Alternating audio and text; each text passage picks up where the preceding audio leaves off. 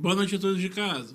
Boa noite, Diego. Boa noite a todos. Sem dúvida, não poderíamos deixar de apresentar mais um CEP com uma semana tão movimentada dessas. Exatamente, principalmente depois do ocorrido após a vitória do Flamengo sobre o Galo por 2-1, envolvendo o atacante triste Pedro.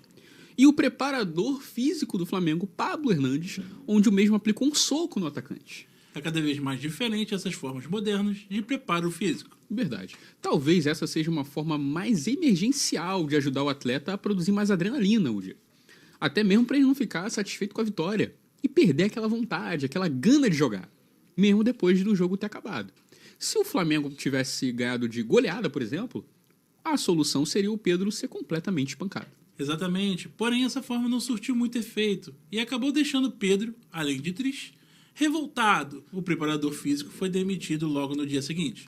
O técnico Sampaoli até fez uma nota sobre o caso, em que ele disse o seguinte: rapaziada, a gente é família.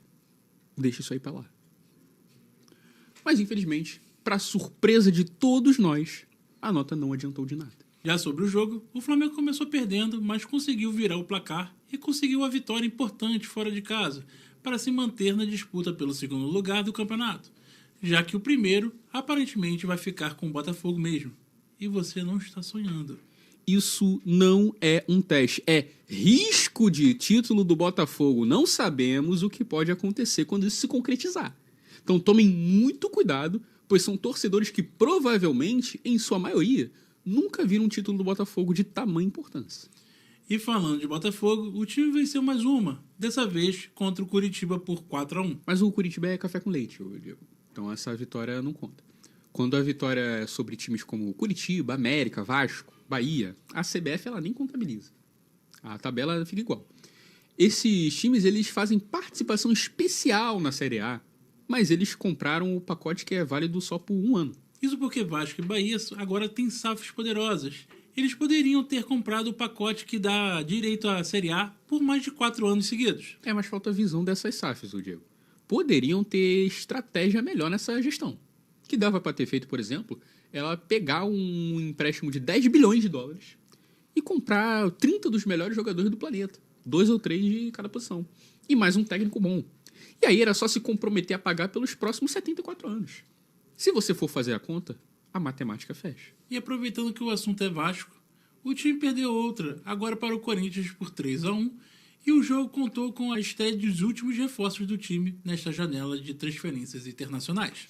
Talvez uma opção para o Vasco, aproveitando que a janela ainda está aberta, seria pular dela.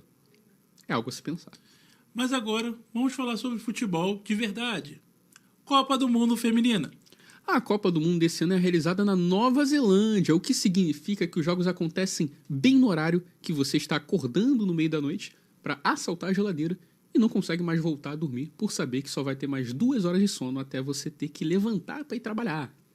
Então você apenas se mantém no celular enquanto sua cabeça vem pensamentos intrusivos e lembranças de que a pessoa que você ama não te ama de volta.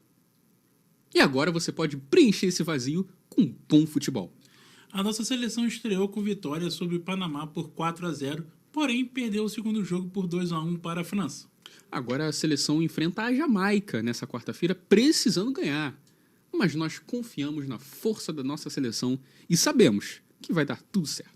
Então, nessa quarta, estaremos com certeza classificados para as oitavas e seguiremos rumo ao objetivo que é o principal, seja na seleção masculina ou na feminina, que é ser eliminado nas quartas de final. A gente vai conseguir com certeza, Natan. Eu não tenho dúvidas, Diego. E essa Copa ela tem se mostrado histórica. Tivemos uma vitória emocionante da Colômbia sobre a Alemanha, mesmo depois da seleção alemã ter aplicado um enorme 6-0 na equipe de Marrocos.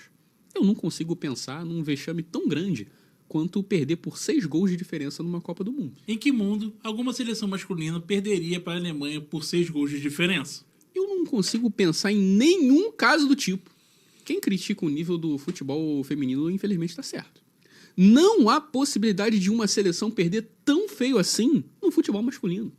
Menos ainda se fosse uma seleção fortíssima. Como o Brasil, por exemplo. Isso aí jamais aconteceria.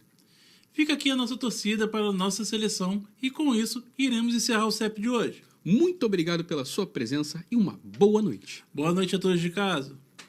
O Pedro, ele teve que falar com um advogado dele sobre a questão do soco, para ver se ele conseguia usar aquilo como atestado médico, para poder conseguir colocar para faltar pelo menos aí uns 3 treinos seguidos. O bom do CLT é isso. O bom do CLT é isso mesmo, né? Então, o que poderia é botar o queixo dele no lugar, né? Aproveitava ali a porrada, né?